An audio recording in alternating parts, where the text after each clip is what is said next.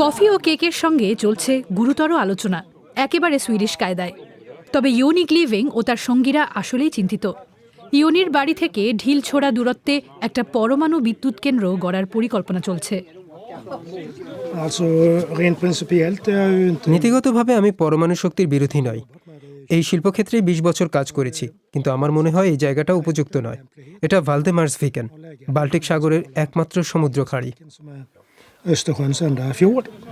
ইউনি নিজেই একটা পরমাণু বিদ্যুৎ কেন্দ্রে ইঞ্জিনিয়ার ছিলেন। তার আশঙ্কা, এই কেন্দ্রটা ঠান্ডা রাখতে প্রচুর পানি দরকার। এই পানি কেন্দ্রকে শীতল করলেও নিজে উষ্ণ হয়ে উঠবে এবং তা উপকূলের তাপমাত্রা বাড়িয়ে দিতে পারে। এতে স্থানীয় বাস্তুতন্ত্রের ক্ষতি হবে এবং পর্যটন নির্ভর রোজগারও ধাক্কা খাবে। ভালদেমার্সভিকের মানুষকে এর ফল ভুগতে হবে। সবচেয়ে বেশি ধাক্কা খাবে পর্যটন। মানে পরমাণু বিদ্যুৎ কেন্দ্রের একেবারে পাশে কেই বা ছুটি কাটাতে যেতে চাইবেন। ইউনি এই প্রস্তাবিত জায়গাটা দেখাতে চান। সরু বনপথ ধরে প্রায় ৩ কিলোমিটার যেতে হয়। ১০ থেকে ২০ বছরের মধ্যে এই মাঠ থেকেই হয়তো আসবে পরমাণু বিদ্যুৎ,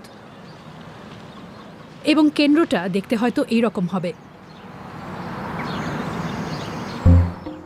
গোথেনবার্গ শহরের স্টার্টআপ শেয়ানফুল নেক্সট এই পরিকল্পনাটা করেছে। ইয়োন আহলবের্গ ও তার সহকর্মীরা সরকারি অনুমোদনের জন্য সদ্য আবেদন করেছেন। তাদের মতে এই জায়গাটাই উপযুক্ত। কেন্দ্রটাকে ঠান্ডা রাখার জন্য এখানকার পরিবেশটা একদম ঠিক। মাটি খুবই শক্ত এবং এই এলাকার লোকসংখ্যাও কম। বিদ্যুতের গ্রিডের ওপর চাপ কমানোর জন্য জায়গাটা বেশ সুবিধাজনক। এখানে পরমাণু শক্তিকে ভবিষ্যতের প্রযুক্তি হিসেবে দেখা হয়, বিশেষ করে SMR রিঅ্যাক্টরগুলোকে।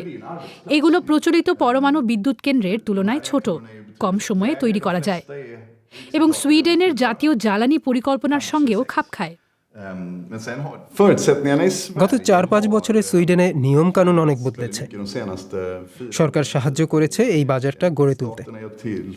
এমন একটা ব্যবস্থা আনা হয়েছে যাতে প্রকল্পের আবেদন নিয়ে খুব দ্রুত সিদ্ধান্ত নেওয়া হয়। বর্তমানে সুইডেনে ৩টে পুরনো পরমাণু বিদ্যুৎ কেন্দ্র রয়েছে, মোট ৬টা রিঅ্যাক্টর। এগুলো দেশটার প্রায় ৩০% বিদ্যুৎ তৈরি করে। ভালদেমার্সভিকে তৈরি হতে পারে নতুন একটি বিদ্যুৎ কেন্দ্র। পরমাণু শক্তির ব্যবহার বেশ অনেকটাই বাড়াতে চায় সুইডেনের রক্ষণশীল উদারপন্থী সরকার। সুইডেনের দরকার জীবাশ্ম জ্বালানিমুক্ত বিদ্যুৎ। জলবায়ুর স্বার্থে দরকার, আমাদের অর্থনীতির উন্নতির জন্যও দরকার। জ্বালানির জন্য অন্য দেশের উপর নির্ভরতাও কমাতে হবে আমাদের, বিশেষ করে এখন মধ্যপ্রাচ্যের পরিস্থিতির কথা মাথায় রাখলে। কয়েক বছর ধরেই সুইডেন সরকার বেসরকারি বিনিয়োগকারীদের কম সুদে ঋণ দিচ্ছে, ন্যূনতম আয়ের নিশ্চয়তাও দিচ্ছে। সম্প্রতি সরকার জানিয়েছে যে তারা পরমাণু কেন্দ্রের বর্জ্য সংরক্ষণের খরচও বহন করবে।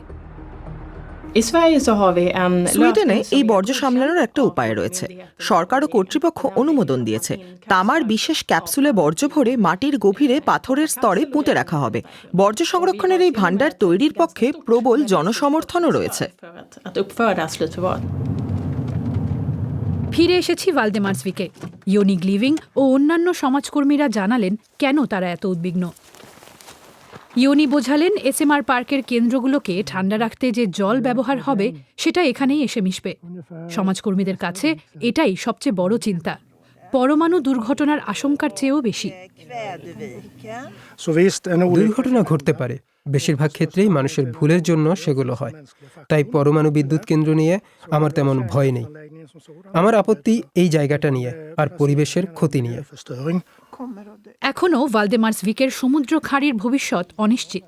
তবে এখানকার সমাজকর্মীরা আশা করছেন সুইডেন হয়তো অবশেষে বিদ্যুতের চাহিদা মেটানোর অন্য কোনো পথ খুঁজে নেবে।